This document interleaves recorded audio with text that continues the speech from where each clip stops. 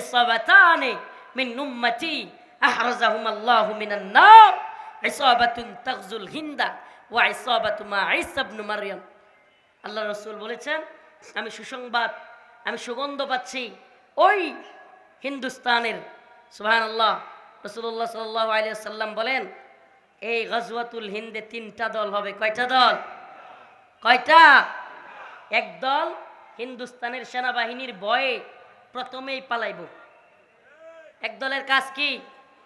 ওয়াজ সবার ভাল লাগবে না তো, ভাল লাগবে না তো। কোরআন সুন্নাহর প্রকৃত ওয়াজগুলো কিছু লোকের ফি কুলুবিহিম মারাদ, এদের অন্তরে মুনাফিকি আছে। কি আছে? এদের অন্তরে কি আছে? সঠিক সত্য কথা এদের পেটে হজম হবে না, বদ হজম হবে।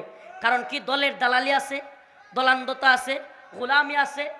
যদি ইমান ফ্রেশ থাকে তাইলে ভালো লাগবে রসুলের কথা, কোরআনের কথা। আর যদি দলের দালাল হয় তাইলে সব ভালো লাগবে না।